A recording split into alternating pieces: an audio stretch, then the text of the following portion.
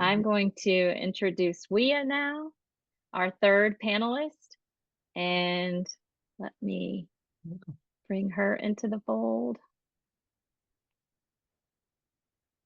So we are really delighted to have Weeya Calif here tonight.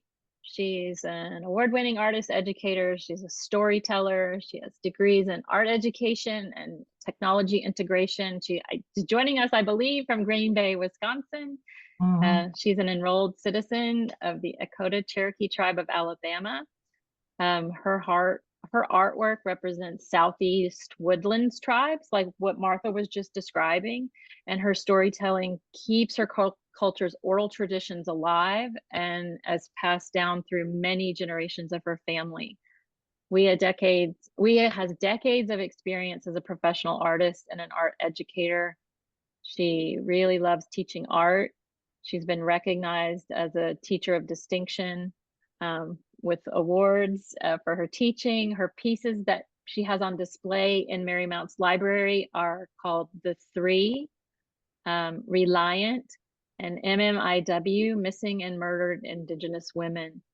Her work, as you'll see, we're going to share slides of her work, uses vibrant colors and themes of balance, harmony, and nature to celebrate the enduring wisdom of Indigenous communities. So please join me in welcoming Weeya Calif to the panel. And I will share my slides again. But you can go ahead, Weeya. Okay, sure. CO, boy, it is really hard to follow behind Tanaya and Martha. I enjoyed your presentation so much. And I wanted to thank everybody here who's with us for participating in our panel. I am so glad you're here with us. I was born and raised in Pensacola, Florida, and I grew up in a multicultural mixed family.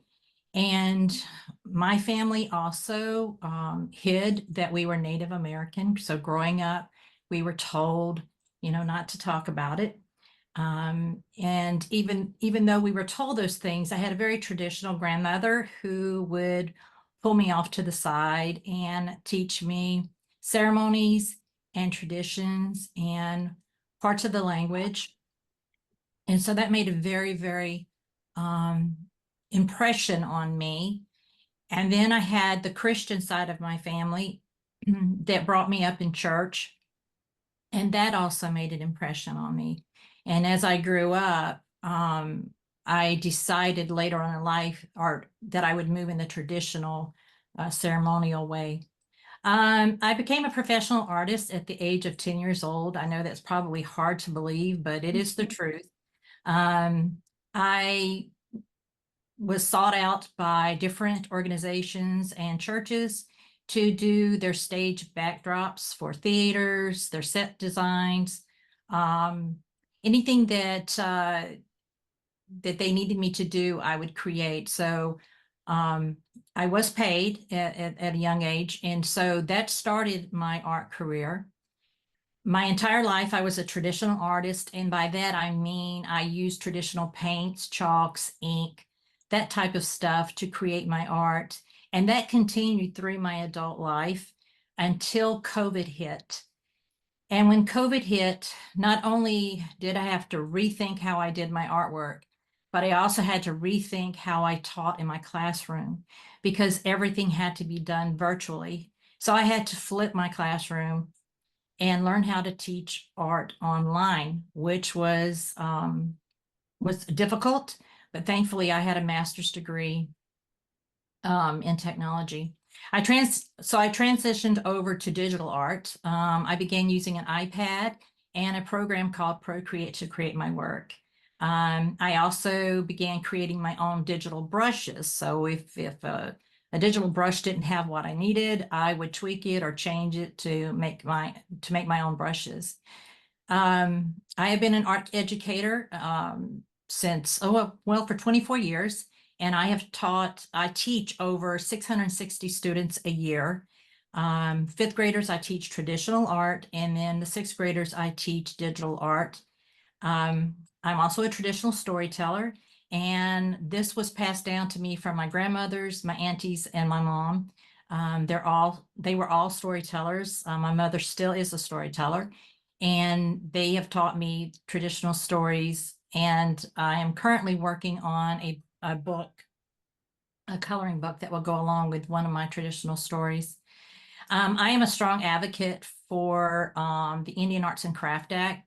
The Indian Arts and Craft Act represents all federal tribes, official state recognized tribes, and artisans from these tribes. And just recently, I brought together artists from 63 official state recognized tribes, and we developed a 501c3 artist guild that supports the underserved state recognized tribal artists. And it's called SERTAG for short, but it's State Recognized Tribal Artists Guild. And that about sums it up for me. So now we're going to talk about my artwork, and thank you for being patient and listening.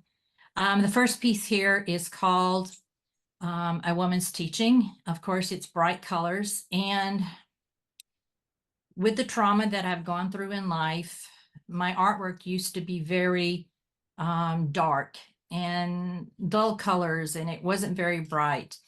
And then once I started concentrating on who I was as a Native woman, who my family was, doing that genealogy work like Martha talked about, reconnecting with my ancestors, I began to heal.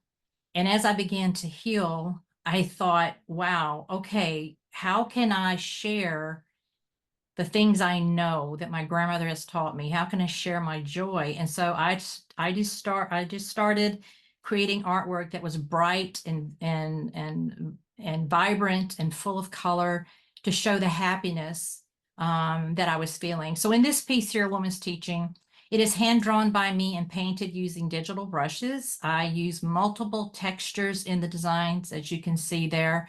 I'm using a layered effect, so it kind of looks like paper stacked on top of each other. I created 2 digital brushes for this piece. And The Woman's Teaching is a reflection of my grandmothers, my aunties, my mother, and my sisters who have taught me things, these older women who have taught me things about our moon time, about ceremonies, going to water, and so forth. And then the spring flowers that are there represent the newness of life. And so I just thought this depicted that very well. Okay, let's go to the next one. Okay, so for this one, this is mother and child, and this represents my mother and myself. We became estranged for many years because my mother would not, she refused to share my genealogy. She refused to share anything about our Cherokee people, who we were, where we came from, how we ended up where we were. And we became estranged. And for years, it was a very sorrowful and a painful experience. And I don't know, something happened. And my mother decided that she needed to share it with me and not to be ashamed anymore of who she was, because there was a lot of shame that went along with being Native American, especially down in Georgia and Alabama in the Bible Belt area. So for this piece, it is hand drawn and painted with digital brushes. It represents my mother healing that child that is within me.